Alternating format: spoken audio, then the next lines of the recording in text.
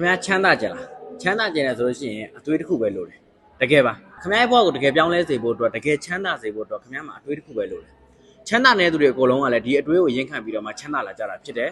ဒါလေးကိုကျွန်တော်အရင်တော့မယုံကြည်ခဲ့ဘူးချမ်းသာတယ်ဆိုတဲ့သူတွေကကံကြောက်သူတို့မှာအခွင့်အရေးတွေကြောက်သူတို့ပတ်ဝန်းကျင်ကြောက်သူတို့ကောင်းမွန်တဲ့မိဘကြောက်အဲ့လိုမျိုးပေါ့နော်အကြောင်းမျိုးကြောက်လို့ကျွန်တော်ထင်ခဲ့ဘူးတယ်တကယ်လည်းကျွန်တော်အရွယ်တစ်ခုရောက်လာတဲ့ခါမှာဆိုလို့ရှိရင်ကျွန်တော်ဘာလေးကိုသွေးမိလဲဆိုတော့ကျွန်တော်ငယ်ရဗျာကျွန်တော်အဖိုးကတစ်လုပ်တဲ့ခါကျတော့တောတွေဘာတွေတဲ့ကိုကျွန်တော်ရောက်ဘူးတယ်အဲ့ဒီချိန်မှာဆိုလို့ဘာတွေ့ရလဲဆိုတော့တစ်လုံးလေးကိုဆိုလို့ရှိရင်စင်နဲ့ဆွဲတယ်ဗျာစင်နဲ့ဆွဲတဲ့ခါဆိုဒီစင်တွေကိုထိန်းချုပ်ဖို့အတွက်က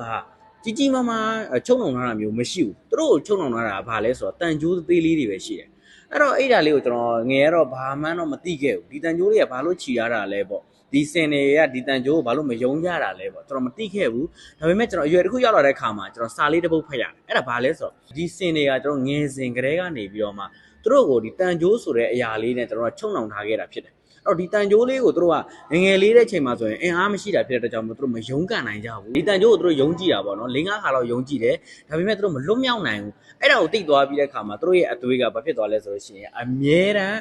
ငါဒီကြိုးကြီးချီတာတရွေ့လွတ်မြောက်မှာမဟုတ်ဘူးဆိုတဲ့ mindset ကသူတို့ရဲ့အုံနောက်တွေကိုရောက်ရှိသွားတော့ဖြစ်တယ်အဲ့လိုမျိုးရောက်ရှိပြီးဆိုကြတဲ့ကဒီစင်ကအရွယ်တစ်ခုရောက်လာတယ်ဒီတန်ကြိုးကိုသူယုံနိုင်တဲ့အခြေအနေတစ်ခုရောက်လာခဲ့ပေမဲ့လည်းသူက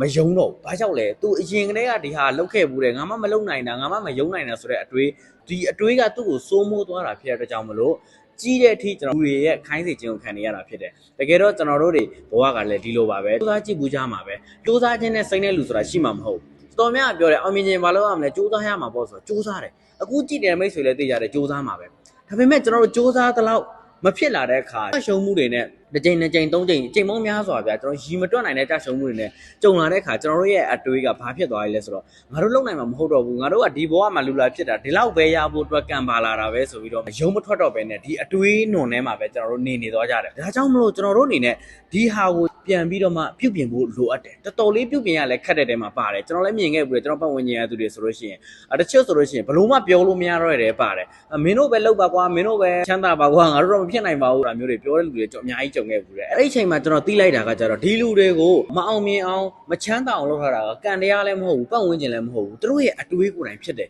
ကျွန်တော်ကိုယ်တိုင်လည်းဒီနေရာကနေကြော်ဖြတ်ခဲ့ဘူးတဲ့သူတယောက်ဖြစ်တဲ့ကြောင့်မလို့ကျွန်တော်ဒါကိုကောင်းကောင်းစာနားလေတယ်အဲ့တော့ကျွန်တော်တို့ရဲ့အတွေးတွေကိုကျွန်တော်ဂရုစိုက်ဖို့အရန်လိုအပ်တယ်ကြရှုံးမှုတွေကျွန်တော်တို့ရဲ့ခက်ခဲမှုတွေဆိုတာကအချိန်ပေါင်းများစွာကြုံခဲ့မယ်ဗျအဲ့ဒါတွေကကျွန်တော်တို့ရဲ့ဆရာဖြစ်တယ်ကြရှုံးမှုတွေကိုကျွန်တော်တို့ကပြန်ယုံထပြီးတော့မှကျွန်တော်တို့တစ်ဆင့်